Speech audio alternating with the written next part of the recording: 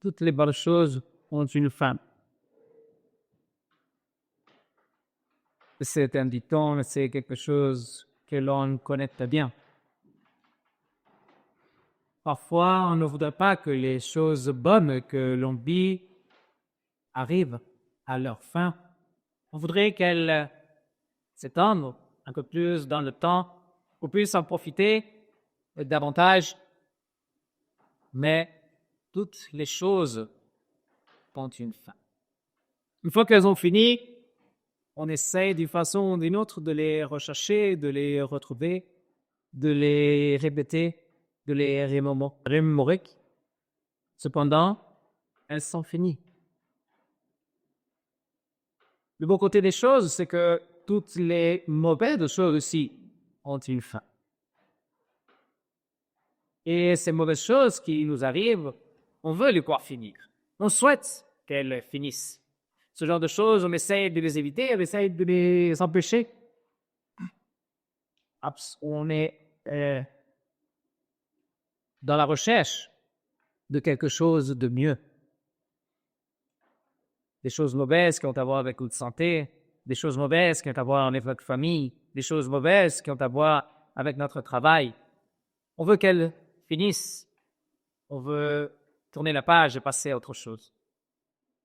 Les bonnes choses que nous confitons, c'est que nous espérons profiter pour longtemps aussi. Finiront et qui ont à voir aussi avec la famille, qui ont à voir aussi avec le travail, qui ont aussi à voir avec la santé.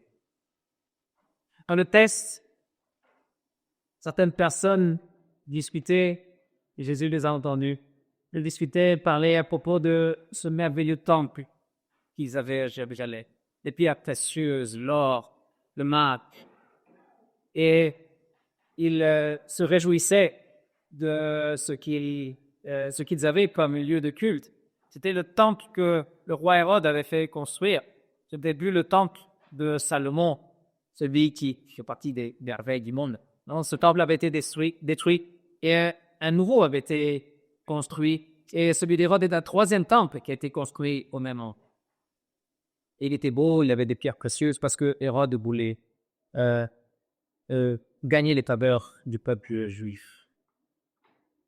Et Jésus, au lieu de se joindre à ces personnes qui se réjouissent de la beauté de la temple, leur dit, il n'en restera rien. Il sera complètement détruit. C'est Jésus qui a enregistré la construction du premier temple. C'est Jésus qui a dit à David les mesures qu'il devait avoir, comment il devait être construit.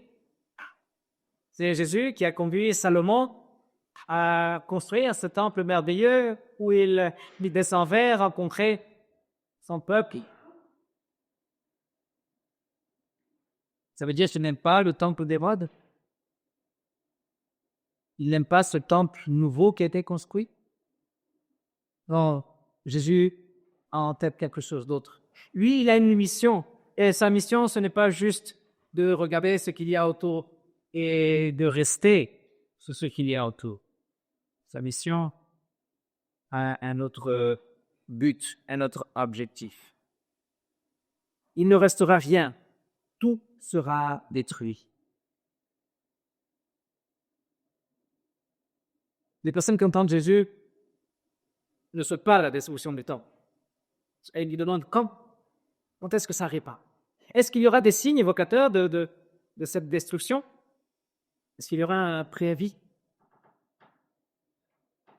Et ceux qui ont perdu un être cher savent de quoi je parle. Quand on pourrait étirer un petit peu plus cet instant. Un peu plus de temps pour pouvoir profiter de cette personne. Si on nous avait dit que c'était la dernière fois pour rencontrer la personne qu'on a perdue, on aurait agi différemment. On aurait dit des choses différentes. On aurait sûrement partagé ce que l'on ressent l'un pour l'autre. Mais les choses arrivent à leur fin. Et Jésus est en train de dire à ces personnes, les choses arrivent à la fin. Et des signes, oui, il y en aura. Jésus parle de guerre, de catastrophes naturelles. Jésus parle de peste, de famine. On dirait qu'il était en train de regarder le journal d'Inter. Ceux qui étaient présents lorsqu'ils entendent Jésus, qui entendent Jésus parler et parler de signes évocateurs, eux aussi, ils reconnaissent des évocateurs, mais ils sont au courant des mêmes choses. Les rumeurs de guerre, de révolution, les famines, les pestes, les catastrophes, c'est quelque chose d'habituel, de courant dans la vie. Nous aussi, nous pouvons observer et nous voyons autour de nous, et depuis que nous avons l'âge de la raison, nous voyons que ces catastrophes existent, que les famines existent, que les pestes existent. On avait déconfiné, on a le temps un peu d'une de ces pestes. Les guerres existent. Ce que Jésus sous-entend, c'est que cette fin peut arriver à tout moment.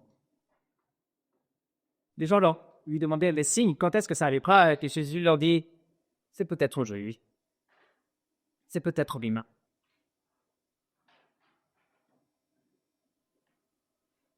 Vivez comme si c'était le dernier jour. Aujourd'hui, vivez plus comme si c'était le dernier jour. Aimez comme si c'était le dernier jour. Parlez comme si c'était votre dernière chance d'être avec quelqu'un. Basiquement, il y a deux choix à faire quand on sait que la fin est proche. On peut tout abandonner et donner libre cours à nos instincts. On peut choisir de pécher et commettre tous les péchés possibles, mener la belle vie selon le monde. Ou l'autre option, c'est de tout consacrer à Dieu, se donner à son service, servir sa famille, même s'il reste peu de temps, faire au mieux son métier pour honorer celui qui m'a donné le talent, servir le prochain qui est dans le besoin, persévérer jusqu'à la fin pour hériter la vie éternelle, dit Jésus. Donc le choix de ce qu'on va faire dépend de ce qu'il y a dans notre cœur. S'il y a la foi ou s'il n'y a pas là. Si c'était aujourd'hui ton dernier jour, quel serait ton choix? Si on te dit que c'est aujourd'hui ton dernier jour, qu'est-ce que tu courrais pour réaliser? Est-ce que tu chercherais à faire absolument?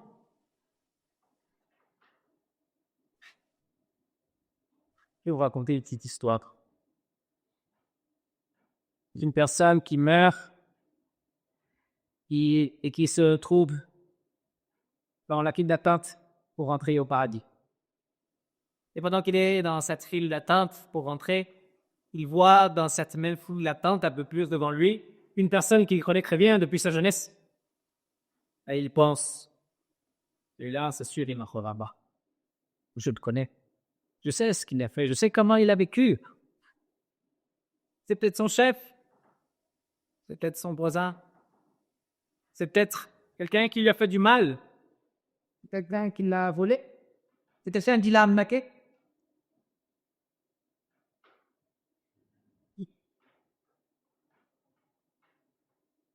Au moment de passer, cette personne est acceptée. Et le premier se surprend, mais c'est pas possible. Moi, je le connais, je connais son casier judiciaire. Je sais ce qu'il a fait. Comment est-ce possible? Il a toujours été une mauvaise personne. Il ne mérite pas d'entrer. Donc, il sort de la file et il va se plaindre. Il cherche un superviseur et il dit, je veux parler avec quelqu'un. Il y a une erreur, c'est pas possible. Cette personne ne peut pas entrer au paradis. Donc, on lui dit, il s'est repenti de ses péchés. Il fait confiance à Jésus pour son pardon. Il y a tout ce qu'il faut pour entrer. Mais c'est pas juste. Moi, toute ma vie, je me suis retenu de vivre la vie que lui, il a vécue. C'est pas juste. Il a agi contre la loi de Dieu presque toute sa vie. Quand on était au lycée, il sortait avec plusieurs filles en même temps. Et moi, j'ai choisi de ne pas faire ça. Quand il a commencé à travailler, moi, j'ai cherché un petit boulot honnête. Lui, il revendait des choses volées et il a fait beaucoup d'argent. Il ne s'est jamais marié. Il changeait de femme tous les 2 ans. Moi, j'en ai cherché une et je me suis marié avec elle et je suis resté fidèle, même si je voulais aller avec d'autres femmes. Ce n'est pas juste. Lui, il a vécu selon tous ses désirs. Et maintenant, il reçoit la même chose que moi. J'ai dû me réprimer de faire ce que je voulais faire. Seulement parce qu'il s'est repenti, seulement parce qu'il l'a fait sur la fin, ce n'est pas juste. Cet homme qui crie à la justice ne servait pas Dieu, n'était pas fidèle à Dieu par amour, sinon par intérêt. En son intérieur, il n'était pas consacré.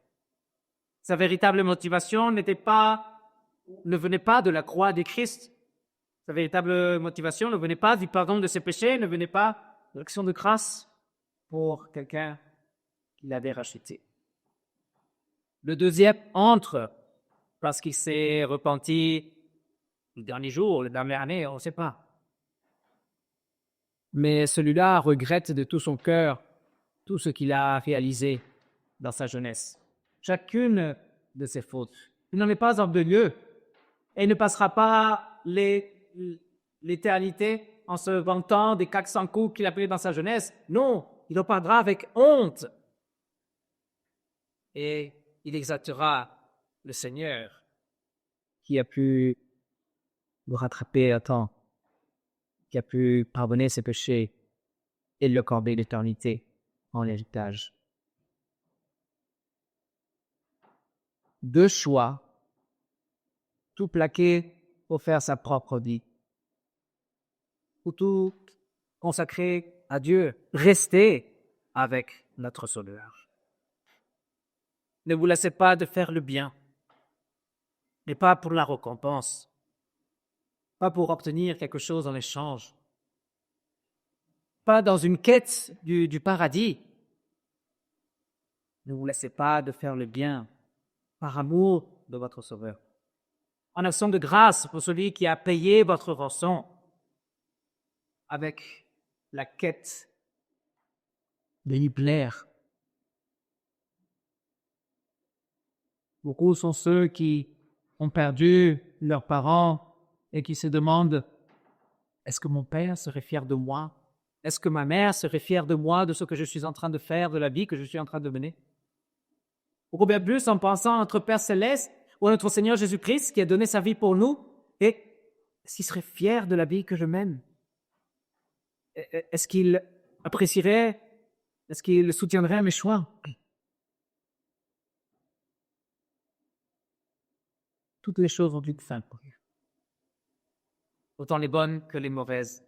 Et sur le chemin de la vie, il y aura beaucoup de choses au commencement et beaucoup de choses qui termineront. C'est un cycle inévitable. Ça veut dire que si je suis en train de supporter une épreuve maintenant, demain, il y en aura une autre. Oui. Cette épreuve arrivera à sa fin et il y en aura une autre.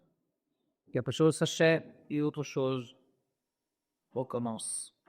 Et je comprends, si on dit, mais moi je suis fatigué, je suis épuisé, j'en veux plus des épreuves. Je veux commencer à vivre des folles choses. Jésus dit, mais ce ne sera encore la fin.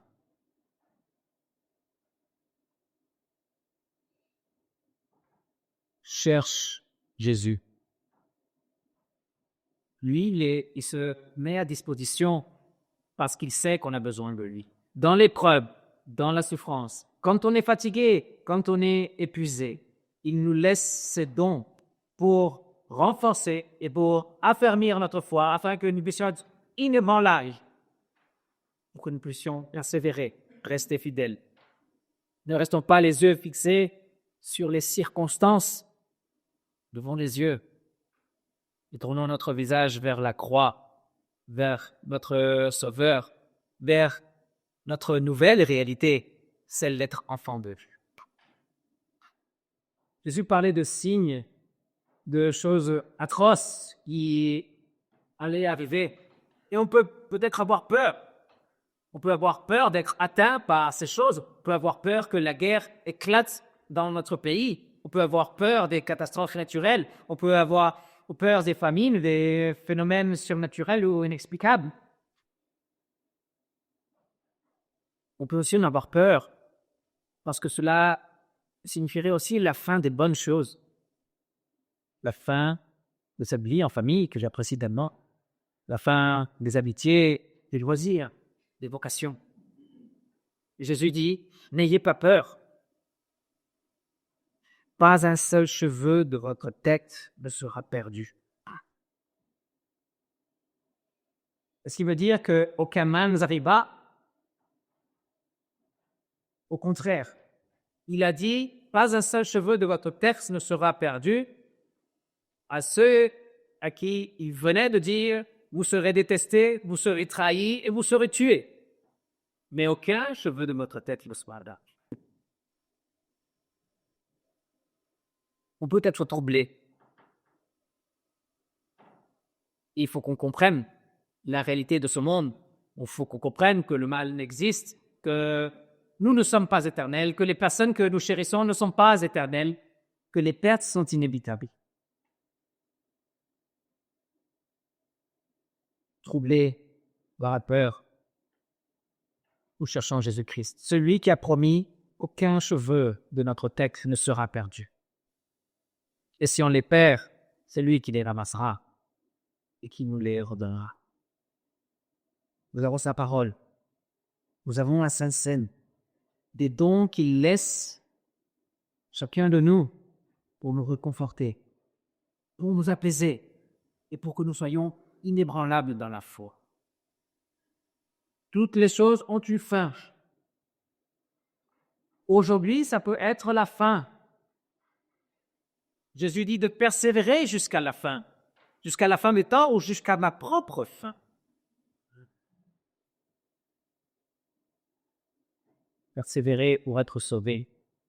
Persévérer pour accéder à la vie dans la gloire, là où vit le Dieu éternel, celui qui n'a pas de fin. Celui qui nous aime avec un amour qui n'a pas de fin. Celui qui nous fera vivre dans une communion avec lui qui n'a pas de fin. Celui qui nous fera vivre dans un royaume éternel, un royaume de paix qui n'a pas de fin.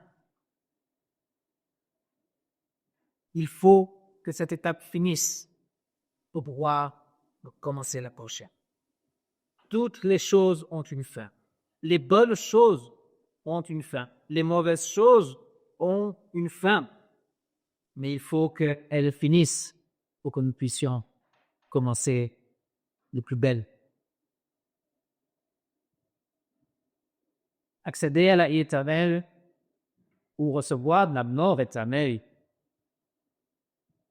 ça dépend de ce qu'on fait du don du Christ. Ça dépend de ce qu'on fait de lui. Ça dépend de ce qu'on fait de son évangile. Le rejeter et vivre selon nos propres critères, ça finit toujours mal.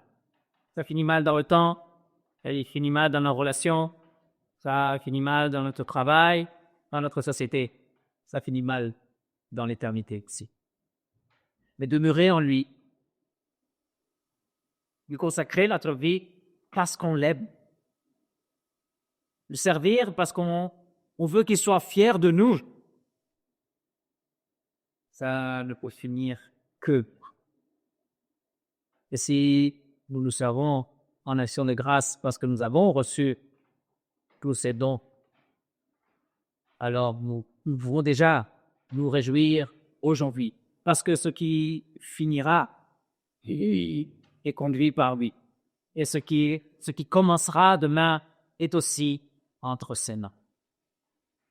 Que l'appel de Dieu qui surpasse toute intelligence garde nos cœurs et nos pensées en Jésus-Christ, celui qui a tout donné pour que nous puissions vivre éternellement, pour que nous puissions être dans l'assurance, dans une vie sans crainte que les choses finissent mal parce que nous l'avons à notre côté. Amen.